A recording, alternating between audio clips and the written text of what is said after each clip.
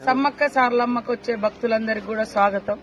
మరి అనాదిగా మనము జంపన్న వాగులో స్నానాలు చేసి తర్వాత దేవునికి సమ్మక్కకు సారలమ్మకు గోవిందరాజు పగడిద్దరాజులకు కానుకలు చెల్లించుకోవడం అనేది మన ఆచారం, అనాదిగా వస్తున్నటువంటి సాంప్రదాయం. కొంతమంది దానికి భిన్నంగా మరి డ్రింక్ చేసి వాగులోకి వెళ్లి స్నానాలు చేస్తున్నారు. దయచేసి అది చాలా ప్రమాదకరము. మరి వాగు పెరుగుతూ ఉంటది, నీళ్లు కూడా మరి ఎక్కువ ఉన్నప్పుడు మీరు అందులో దిగి ఇబ్బంది పడతా ఉంటారు. అక్కడక్కడ గుంతలు కూడా ఉంటాయి వాగులో, కాబట్టి అది ప్రమాదకరం.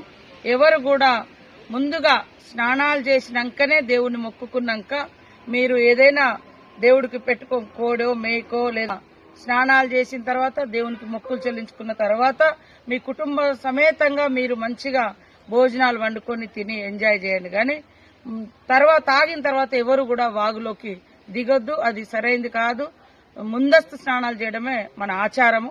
అదే విధంగా పిల్లల్ని కూడా ఒంటరిగా వదిలిపెట్టొద్దు. వాగులో, జంపన్న వాగులో మీరు దగ్గరుండి స్నానాలు చేయండి. ఇది మంచిది, మీకు కూడా బాగుంటుంది. మీరు అందరూ కూడా సంతోషంగా దేవుణ్ణి దర్శనం చేసుకుని మరి మొక్కులు చెల్లించుకొని మీరు తిరిగి ఇంటికి వెళ్లేంత వరకు కూడా మీరు సంతోషంగా ఉండాలి. మళ్లీ 2 ఏళ్ల తర్వాత మీ కుటుంబ సమేతంగా వచ్చే విధంగా ఉండాలనేది మా అందరి ఆలోచన. కాబట్టి ఎవరు కూడా తాగి జంపన్న వాగులోకి దిగొద్దు, పిల్లల్ని ఒంటరిగా వాగులోకి వదిలిపెట్టొద్దు.